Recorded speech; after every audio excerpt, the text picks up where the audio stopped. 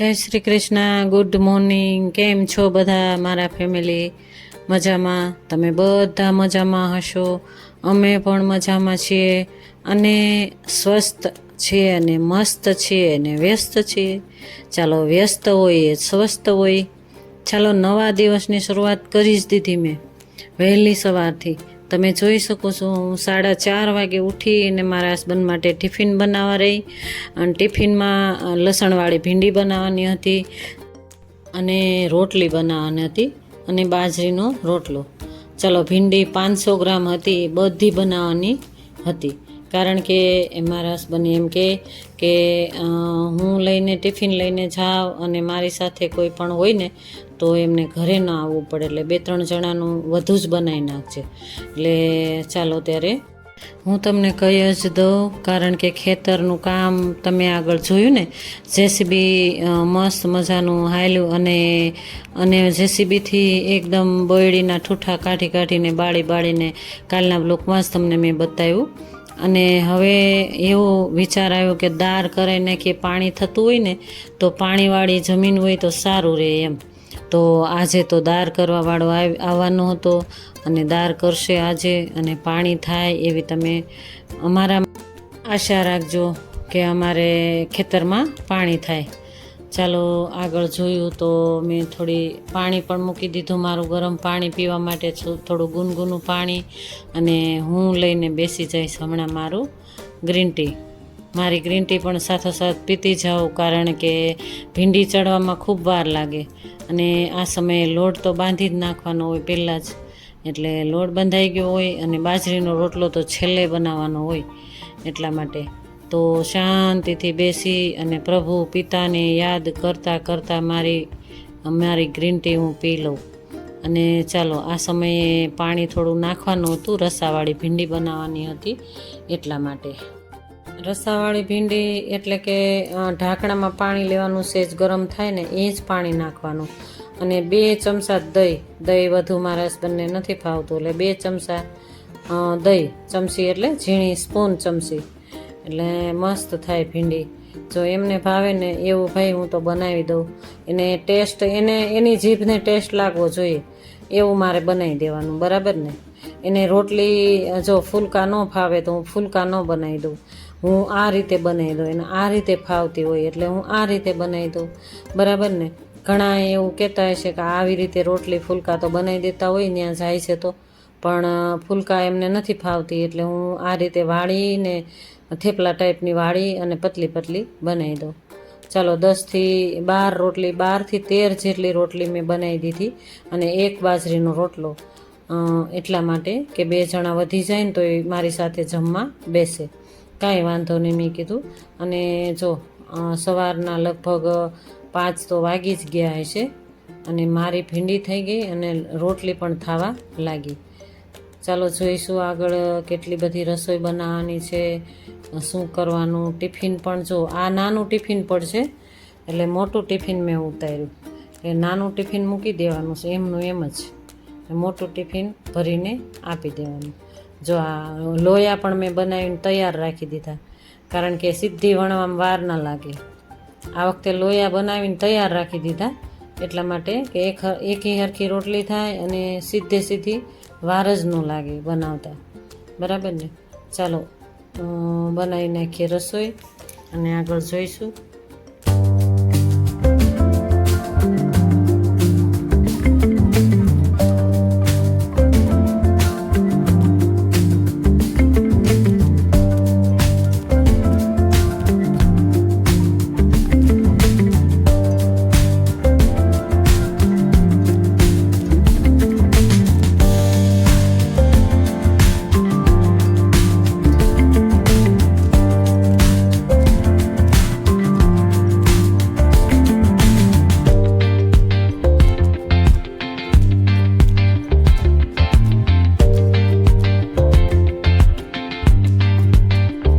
ચાલો, રોટલી થઈ ગઈ, શાક થઈ ગયું, હવે ઠંડુ થવા મૂકી દઈએ.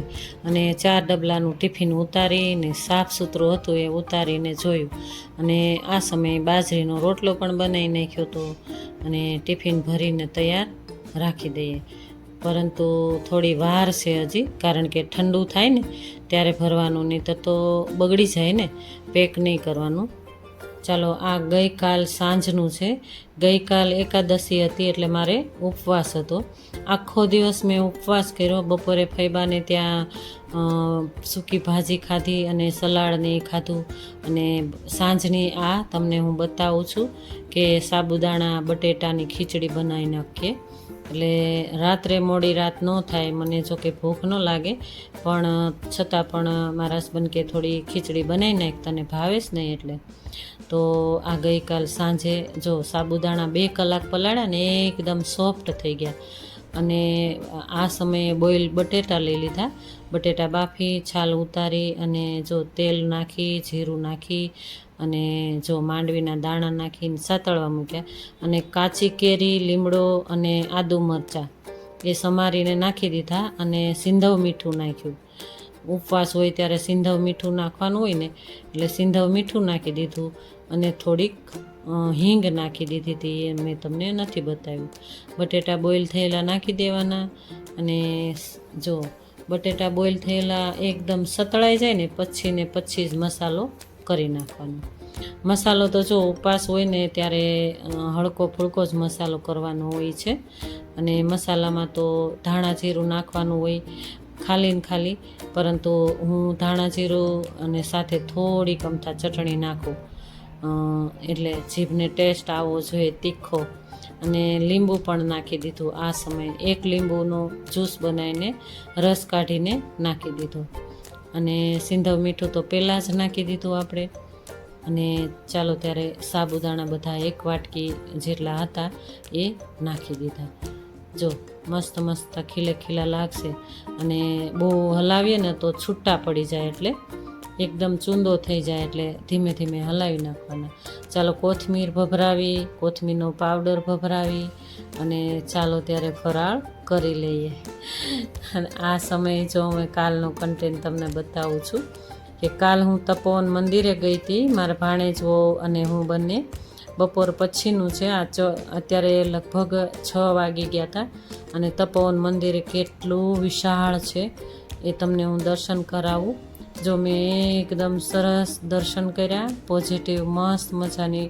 મને તો એટલી ફિલિંગ થઈ કે એટલું શાંતિનો અનુભવ થઈ ગયો. અને જો ત્યાં આગળ સાંઈ બાબા છે, લક્ષ્મીનારાયણ છે, રામ સીતા છે, ગણપતિ બાપા પણ છે.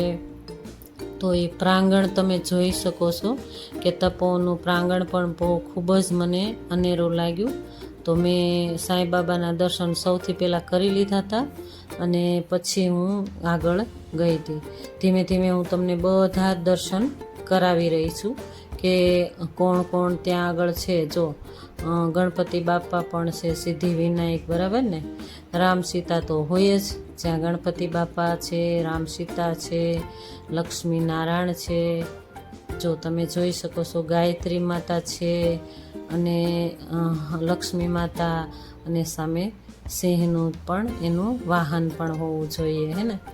અને જો આગળ તમે જોઈ શકો છો માતાજીને તો સિંહનું વાસણ હોવું જોઈએ. અને આ સરસ વિશાળ જગ્યા છે. ગાયત્રી માતા મેં તમને આગળ કીધું ને કે બધાના જે નામ યાદ રહેતા જાય, એમ હું તમને કહેતી જાઉં છું. લક્ષ્મીનારાયણ તમે જોઈ શકો છો, વિશાળ મંદિર, એટલું મસ્ત મંદિર બનાવ્યું છે. કોતરકામ આનું એકદમ અનેરું છે, સરસ મજાનું. જે અમરેલીમાં રહેતા હશે એ તો અહીંયા ગયા હશે, અને ન ગયા હોય તો તમે જરૂર ને જરૂર જાજો. મસ્ત એવું વિશાળ મંદિર છે ભાઈ. તો આ મંદિરે શ્રીમદ ભાગવત સપ્તાહ જ્ઞાન યજ્ઞ. તો અહીંયા આગળ જો બહાર ઠંડુ પાય અને પછી જ ત્યાં અંદર એન્ટર કરવા દેતા હતા એ લોકો. મસ્ત મજાની સેવા કે બહુ મસ્ત કાર્યક્રમ ચાલુ હતી. ચાલો સપ્તાહ સાંભળીએ આપણે બધા. અને ઘણા સમય પછી મળે તો આપણને એમ થાય કે તમને ક્યાંક જોયા છો, બરોબર આંખ બંધ કરીને માણસ વિચારે આપણે ક્યાં પડ્યા. એમ ભગવાન આંખ બંધ કરીને વિચાર કરે છે કે આ સ્ત્રી પૂર્વ જન્મમાં શું હતી. તો ભગવાને દર્શન કરતા વિચાર કર્યો, ઓહો આ તો બલિરાજાની દીકરી છે. પણ આપણે ગિરિરાજજીની કથા પહોંચવાનું છે. મેં આપને પહેલા જ કહ્યું કે ભાગવતની અંદર દીનાનામ નિયમોના હસ્તે એટલી સુંદર ભગવાનની કથાઓની લીલા છે. હજી તો ભગવાનનું નામકરણ પણ નથી થયું અને છઠ્ઠીના દિવસે જ માસી આવી ગયા એટલે ભગવાનના નામકરણમાં વિઘ્ન આવ્યું. પ્રભુ જન્માષ્ટમી અષ્ટમીની રાત્રિએ અને પોતાના આવી છે 14 ના દિવસે પરમાત્માએ પોતાના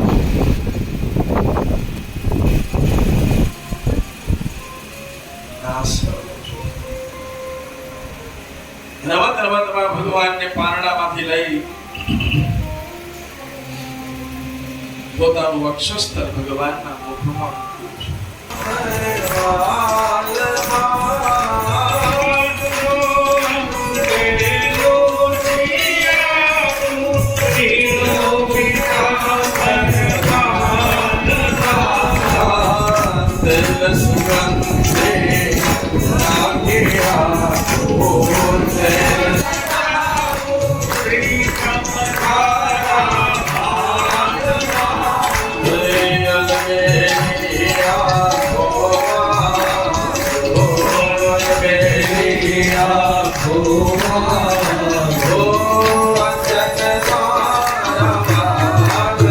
ચાલો ત્યારે ધૂનની મસ્ત રમઝટ બોલી ગઈ.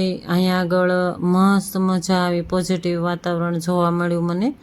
અને આ વક્તા પણ બહુ સારા હતા, મુંબઈના હતા. આ વક્તાનું નામ વાસુદેવ જોશી હતા અને સરસ મજાનું આજ્ઞાન આપતા હતા.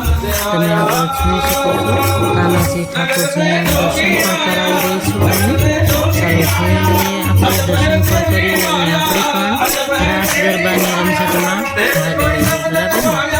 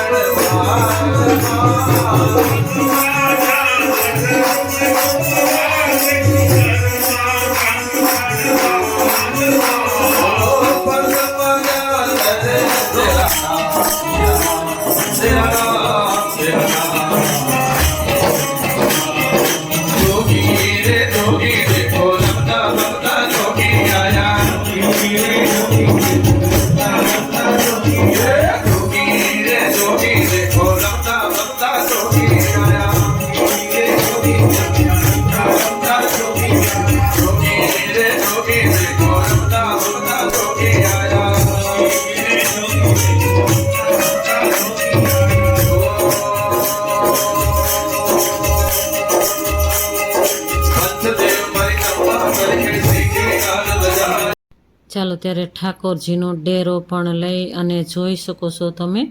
56 ભોગ કરતાં પણ વધુ ધરાવવામાં આવ્યા ઠાકોરજીને. અને આરતી અને શ્રૃંગાર બધું ત્યાં આગળ જોવા મળ્યું મને. ચાલો જો આરતી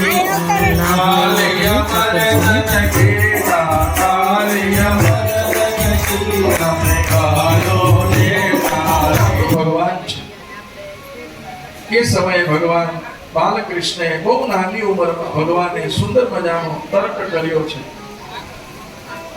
અને નંદ બાબાને કહ્યું, બાબા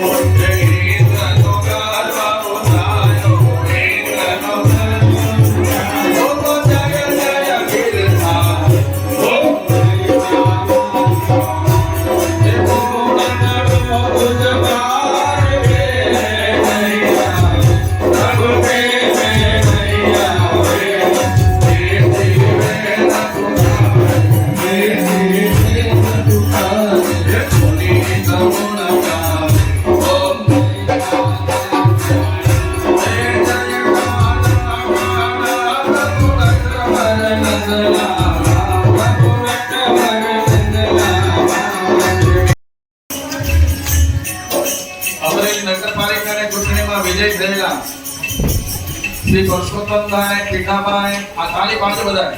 પરસોત્તમભાઈ પીઠાભાઈ દાફરા હા ગમણને ખેલાવ્યું છે ભાઈ.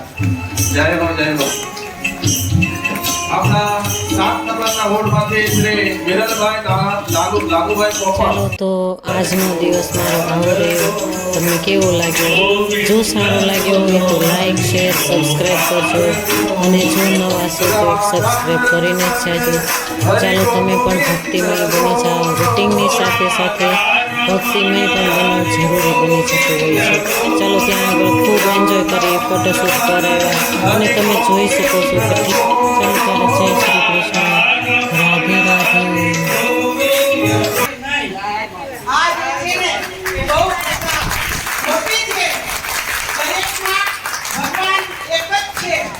તમે ભાગવત સપ્તાહમાં બેહો અને હું માતાજીને માનતી હોઉં તો આમાં માના પણ દર્શન થાય.